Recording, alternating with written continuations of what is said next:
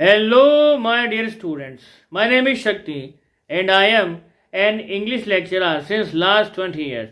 And today we will continue our chapter Ivan Streisand O Level, chapter number 7 from the book Vistar. If you are new on our channel and if you like the video, subscribe the channel and press the bell icon so that you can get the notifications of our videos firstly. So without wasting a single second, let's start the topic Ivan Streisand O Level. तो previous part में हमने पढ़ लिया था कि governor ने Jackson को Stephen's को ऑर्डर्स दिए कि सेंट एल्डेट्स पुलिस स्टेशन जाओ, वहाँ पर तुमको चीफ इंस्पेक्टर बेल मिलेंगे, उनसे मेरी बात करवाओ। तो वो वहाँ पर पहुँचते हैं और बात करवाते हैं इंस्पेक्टर बेल से, और गवर्नर की बात सुन करके बेल बोलता है कि sir what a clever fellow Evans was. तो अगर हमको उसको पकड़ना है तो हमको हमारी काबिलियत से ज़्यादा जो है ज़रूरत पड़ेगी गुड लक की।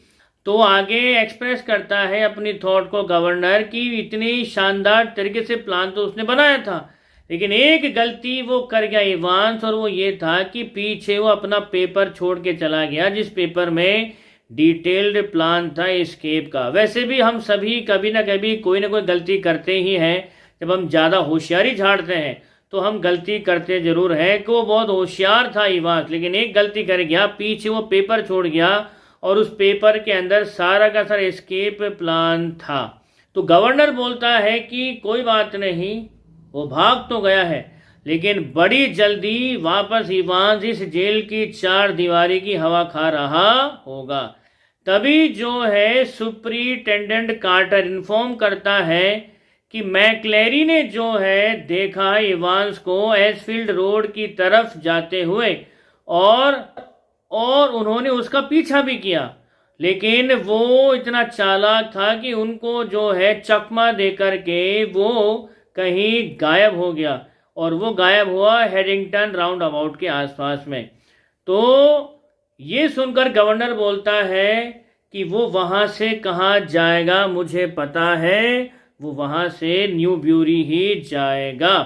तो बोलता है कार्टर को कि ये पुलिस का काम है, वो अपना काम करेगी। तो कार्टर से आगे पूछता है, बाय द वे कार्टर, मैं ये जानना चाहता हूँ क्या तुमने मैक्लेरी को हॉस्पिटल पहुँचा दिया था? तो ये प्रश्न सुनकर के कार्टर बोलता है, हाँ सर, मैंने मैक्लेरी को जो है रेड क्लिफ हॉस्पिटल में भर्ती करवा दिया था, और हमने एग्जामिनेशन ऑफिस से ही एम्बुलेंस को फ़ोन किया था। तो एम्बुलेंस आई थी और उसको लेकर के चली गई थी। तो गवर्नर ने जो है रेड क्लिफ हॉस्पिटल के अंदर फ़ोन किया और एक्सीडेंट डिपार्टमेंट में फ़ोन लगाया और पूछा कि मैक्लेरी नाम का एक पार्सन, एक प्रीस्ट आपके यहाँ पर आया है, उसकी क्या कंडीशन है, क्या हालत है? तो जवाब उनको ये मिला कि एम्बुलेंस गई तो थी किसी घायल आदमी को लाने के लिए, लेकिन वो लौटी खाली ही थी। तो ये सुन करके जो है गवर्नर का दिमाग और घूम गया। तो इस सच को जान करके गवर्नर को ऐसा लगा मानो किसी ने बड़े जोर से उनके एक मुक्का मारा हो कि यार ये क्या हुआ। तो बाद में जब पुलिस इन्वेस्टिगेशन कर ही रही थी तो बाद में पता ये चला कि जो रियल वाला मैक्लेरी था, असली वाला सैम स्टुअर्ट मैक्लेरी, वो तो अपने घर के अंदर जो है, जो ब्रॉड स्ट्रीट के अंदर था, अपने घर के अंदर ही सुबह के 8:15 बजे से बंधा हुआ था। जब दो आदमी ने उसका नाम पुकारा और जब वो बाहर आया तो उसको जो है पकड़ लिया और बांध दिया गया, जैसा कि उस पेपर में लिखा था, और वो पूरा श्योर था कि न्यू ब्यूरी ही जाएगा। तो पूरे दोपहर पूरे न्यू ब्यूरी में जो है पूछताछ चलती रही इवांस को लेकर के, लेकिन उसका कुछ भी पता नहीं चला। तो शाम के टी टाइम तक जेल के अंदर सबको पता चल चुका था कि इसी जेल का एक कैदी इवांस किस तरह की कालिख पोत करके भागा है गवर्नर के चेहरे के ऊपर। वो गवर्नर जो अपने आप को बड़ा तुर्रम खान समझता था, बड़ा तोप समझता था, आज उस तोप की हवा निकाल के भाग गया है इवांस नाम का एक कैदी। तो वो समझ गया था गवर्नर कि दरअसल जो जेल से बाहर गया था स्टीफन्स, जिसको ड्रॉप करके आया था, सी ऑफ करके आया था, वो चर्च से आया हुआ, सेंट मैरी मैक्स चर्च से आया हुआ कोई पादरी नहीं था, क्योंकि रियल वाला मैक्लेरी तो घर में बंधा हुआ था। तो जो मैक्लेरी बन के आया था वो भी इवांस का ही आदमी था, और उसको जो बाहर छोड़ के आया था स्टीफन्स, वो वही मैक्लेरी था जो मैक्लेरी बन के आया था। लेकिन जेल के अंदर, सेल के अंदर जो घायल होने का ढोंग कर रहा था, जिसने अपने आप को विक्टिम बताया, घायल होने का ढोंग कर रहा था, जिसके सर से बेतहाशा खून बह रहा था, और जिसको खुद मैक्लेरी समझ लिया गया था गवर्नर के द्वारा, वो मैक्लेरी नहीं था, वो इवांस था। और उस इवांस को खुद गवर्नर ने कार्टर के साथ में भेजा था, और कार्टर ने जो है एक एम्बुलेंस में उसको चढ़ा दिया था अकेले, कि इसको जो है ले जाओ आप। तो ये जब पता चला तो इस समय इवांस जहां पर था वो था चिपिंग नॉर्टन, वो लौट रहा था अपने होटल, उस होटल का नाम था गोल्डन लॉयन होटल। तो इस समय इवांस जो है चिपिंग नॉर्टन के अंदर था, जो कि ऑक्सफोर्ड शायर में ही पड़ता है। तो वो सारी चीज़ों को रिकॉल कर रहा है, याद कर रहा है कि जैक्सन ने उसकी सिदास पहले ही ले ली थी। तो 7 जून को उसने जैक्सन को कहा था दाढ़ी बनाने के लिए, और उसी दिन जो है रेजर ब्लेड भी ले लिया गया था जैक्सन के कहने पर, स्टीफन के द्वारा। तो जिस समय या जिस दिन सीजर उसकी ली गई थी, उसी दिन समझ गया था इवांस कि एग्जाम वाले दिन जो प्लान कर रहा है दाढ़ी वाड़ी का, तो उससे रेजर भी ले लिया जाएगा। तो उससे एक दिन पहले 6 जून की रात को ही उसने एक ब्लेड जो है छिपा के रख लिया था। कहाँ छिपा के रख लिया था? ऑब्वियसली वो जिस हेड को, रेड वाइट जो बॉबल हेड था, जिसको अपना लकी हेड समझ रहा था, उस हेड के अंदर ही वो ब्लेड उसने छिपा करके रख लिया था। अगर जैक्सन गलती से उस हेड की तलाशी ले लेता तो सारा का सारा प्लान धरा का धरा रह जाता, लेकिन वैसा हुआ नहीं। तो दाढ़ी से उसे हमेशा एलर्जी थी, तो जो दाढ़ी का जो ग्लू है जो उसने चेहरे पर लगा रखा था, चिपका रखी थी, उसकी वजह से थोड़ा सा उसको एलर्जी हो रही थी, चिपचिपाहट हो रही थी, स्किन इची इची खिंची खिंची हो रही थी। तो वो जो है आगे पर थोड़ी रेड भी पड़ गई थी स्किन उसकी। तो वो जो है सीधा रिसेप्शन पर पहुंचता है, वहां से चाबी लेता है अपने कमरे की। इस समय जो रिसेप्शनिस्ट है वो नई है, यानी जिसने कमरा बुक किया था वो कोई और थी, और इस समय जो रिसेप्शनिस्ट वहां पर है ये कोई और है। तो वो जो है सीधा अपने कमरे की तरफ बढ़ रहा है चाबी लेकर के, और अपने दिमाग में वो सारी बातों को सोच रहा है जो उस दिन सेल में हो रही थी। तो मैक्लेरी जो उसी का आदमी था, वो जो है 2 कॉलर पहन करके आया था। तो टॉप कॉलर के ऊपर एक और कॉलर थी, लेकिन वो कॉलर बार बार स्लिप हो रही थी, और एक बार तो वो कॉलर जो है पूरी तरह से निकल करके गिरने ही वाली थी, और स्टीफन की नज़र पड़ने ही वाली थी कि तभी उसके आदमी ने जो मैक्लेरी बन के आया था उसको संभाल लिया था।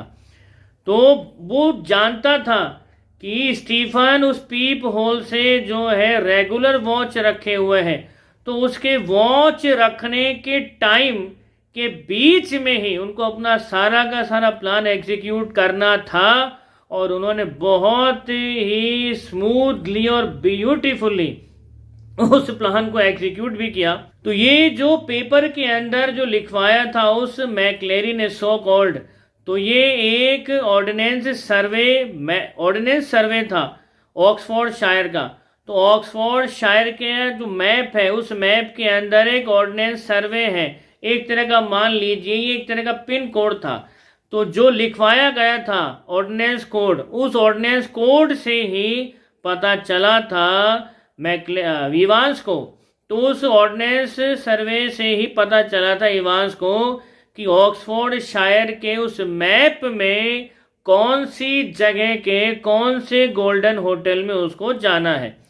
तो उसने जो है जैसे ही दरवाज़ा खोला, तो दरवाज़ा खोलते ही इवांस पूरा जो है पीला पड़ गया, सफ़ेद पड़ गया, क्योंकि सामने कोई और नहीं गवर्नर बैठा हुआ था, और गवर्नर ने उसके अंदर आते ही सीधा अपने गार्ड्स को इशारा किया कि इसकी जम करके सुताई करी जाए, और यही एक्सपेक्ट भी कर रहा था इवांस कि उसकी पिटाई होएगी।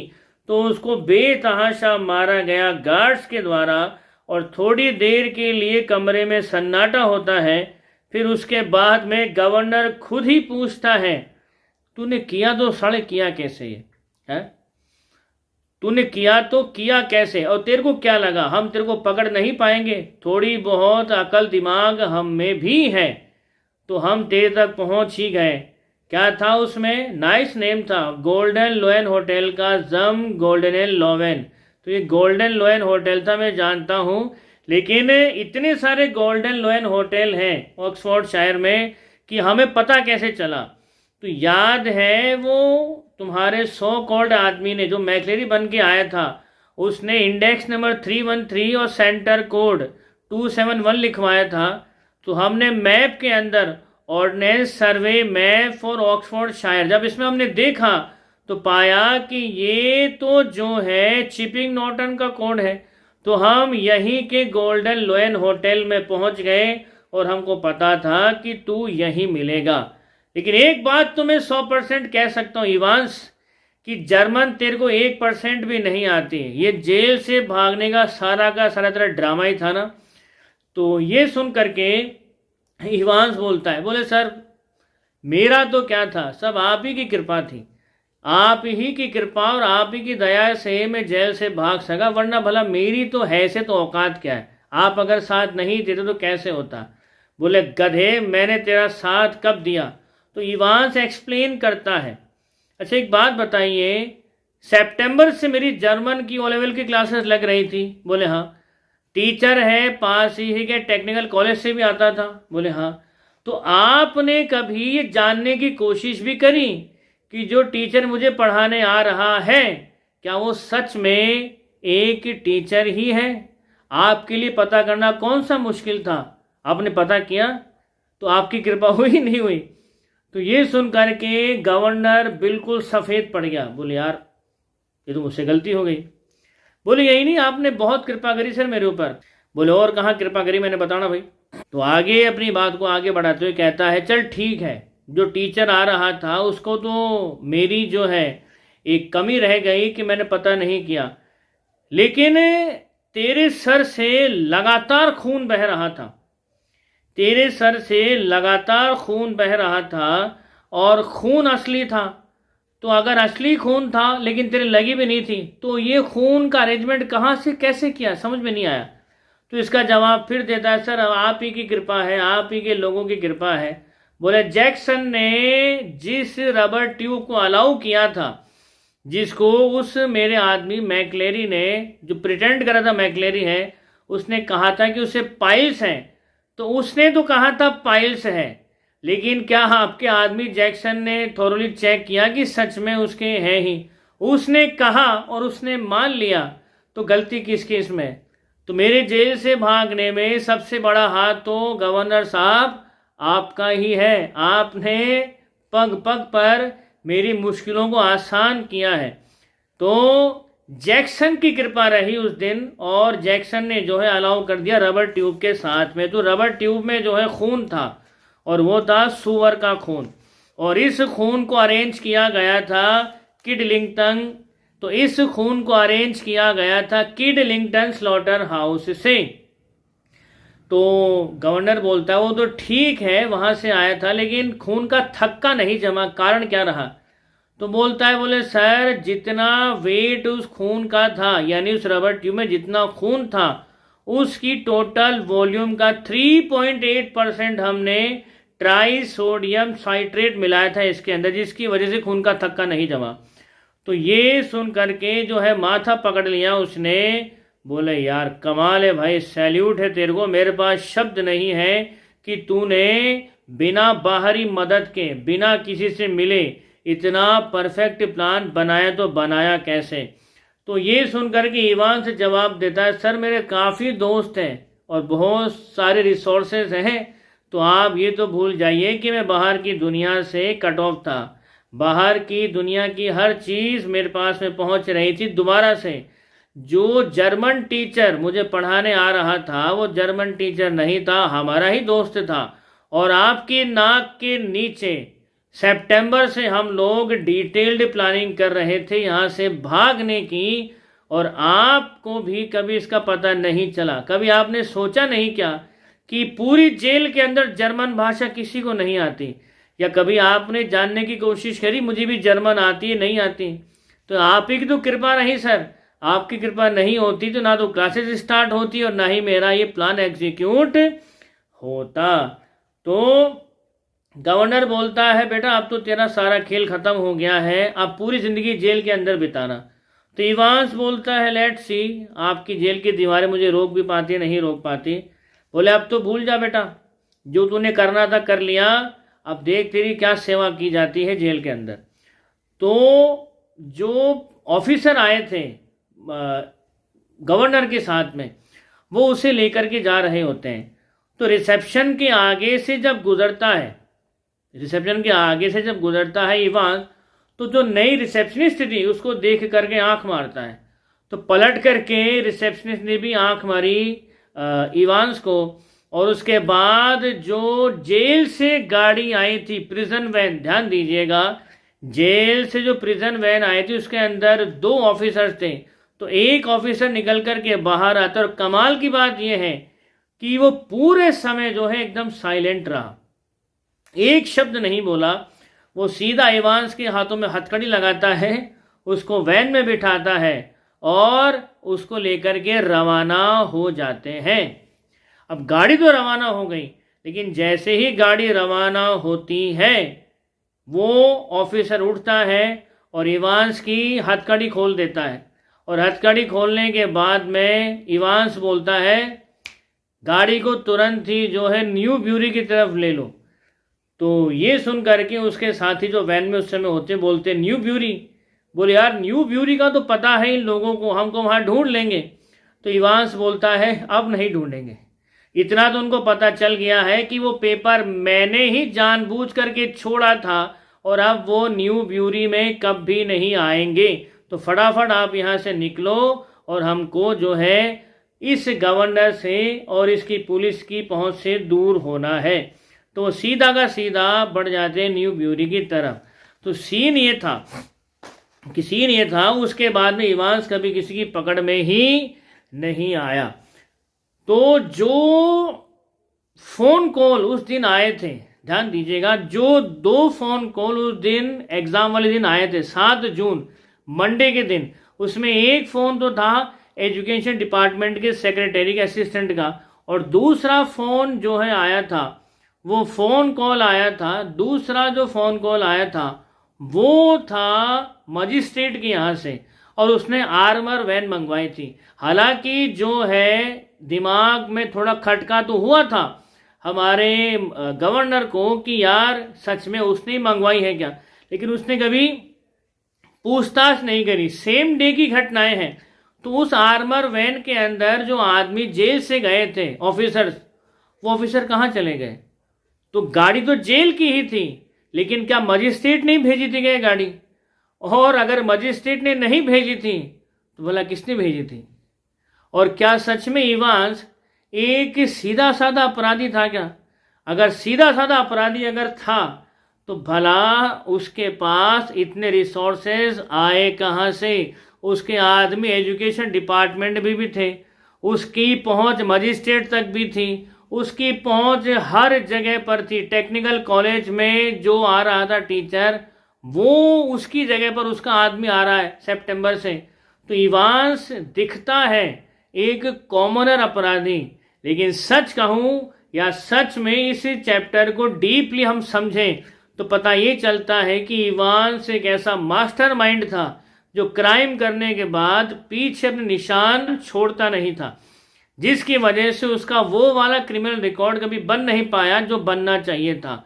तो इस पूरी कहानी में इवांस जो है अपनी विट से उस मैक्सिमम सिक्योरिटी प्रिजन के गवर्नर को, वहाँ के ऑफिसर्स को ऐसा फूल बनाता है कि उनके मुंह पर एक ऐसी कालिक पोत के वहाँ से जाता है कि जिस कालिक को वो कभी धो नहीं पाएंगे। अब सवाल ये उठता है क्या गवर्नर जाने अनजाने में या जैक्सन जाने अनजाने में इवांस के जेल से भागने का दोषी है?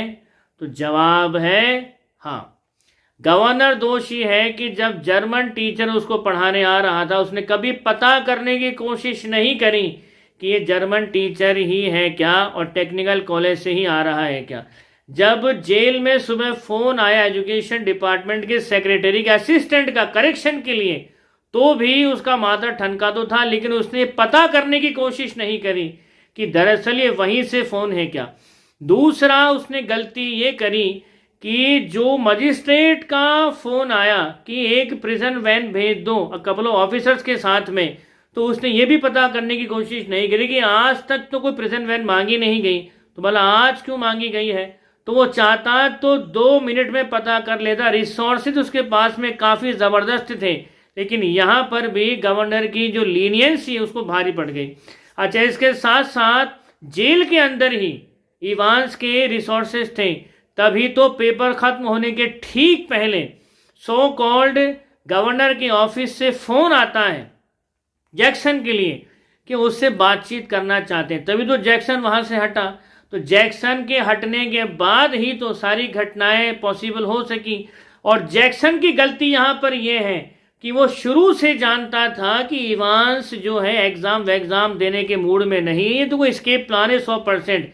इसके बावजूद भी जो भी सस्पिशियस चीज़ें थी उसमें से एक चीज़ को उसने कैसे अलाउ कर दिया, और वो थी रबड़ की ट्यूब।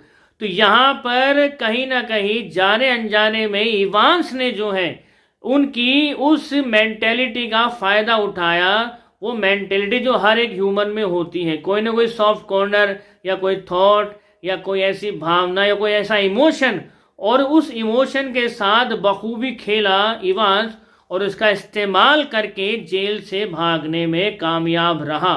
और ऐसा सफल रहा कि भागने के बाद फिर दोबारा वो किसी के हाथ नहीं आ सका। तो प्लान तो बनाया था सारा जेल से भागने का इवांस ने, लेकिन जाने अनजाने में जेल से भागने में पूरी मदद की गई थी एक तरह से गवर्नर जैक्सन और स्टीफन्स के द्वारा। तो इन शब्दों के साथ में ही मैं आज के इस चैप्टर को विराम देता हूँ। We will meet again with in-depth analysis of some other topic. Till then, keep smiling. जय हिंद, जय भारत, वंदे मातरम।